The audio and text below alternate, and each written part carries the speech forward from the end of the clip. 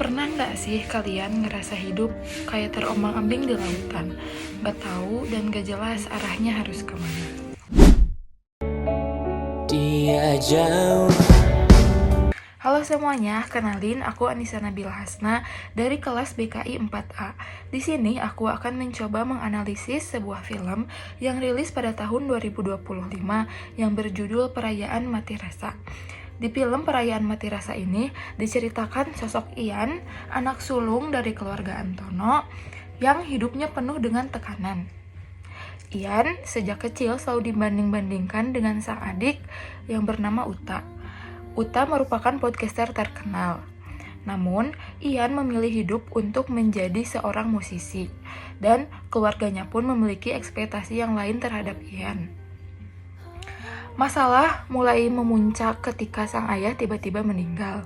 Di situ, Ian memiliki masalah kesehatan mental berupa mati rasa emosional. Ian tidak mampu untuk merasakan senang, marah, bahkan bahagia sekalipun.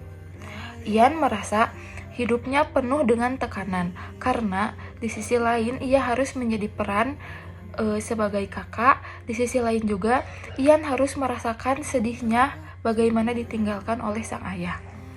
Kalau ditinjau dari sudut pandang psikologi sosial, ada beberapa aspek yang mengakibatkan atau membuat Ian mengalami mati rasa emosional.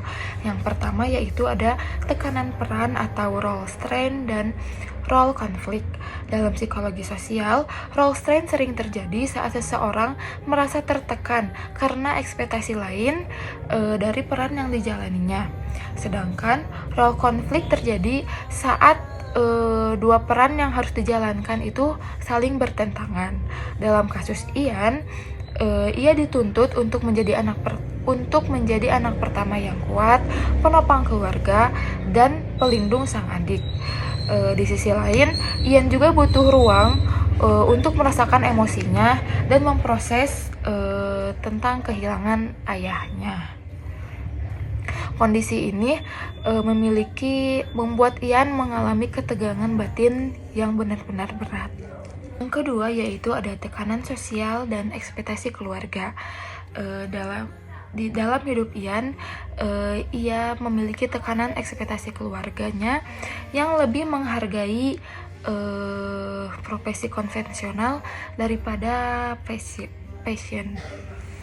Dalam teori perbandingan sosial, menurut Festinger pada tahun 1954, seseorang menilai dirinya sendiri dengan membandingkan diri terhadap orang lain. Dalam hal ini, Ian selalu dibandingkan dengan Uta yang lebih dianggap. Akibatnya, Ian merasa rendah diri dan tidak cukup baik di mata keluarganya. Yang ketiga, ada stigma sosial terhadap emosi laki-laki. Di masyarakat kita ada norma tidak tertulis bahwa anak laki-laki dan anak pertama tidak boleh menunjukkan kesedihannya. Ini disebut gender role expectation yang memaksa Ian memendam emosinya hingga akhirnya Ian mengalami emotional numbness atau mati rasa emosional. Meski begitu, Ian tidak semerta-merta hanya berdiam diri saja. Ia mencoba untuk keluar dari zona nyaman tersebut. Awalnya, ia mencoba kembali ke musik untuk melampiaskan segala kesedihannya. Tapi lama-kelamaan, Ian mulai sadar bahwa dirinya butuh berdamai dengan dirinya sendiri. Lalu, Ian berani untuk menghadapi rasa sakitnya dengan mencoba membuka diri dengan sang adik Uta dan kembali membangun hubungan keluarga yang baik.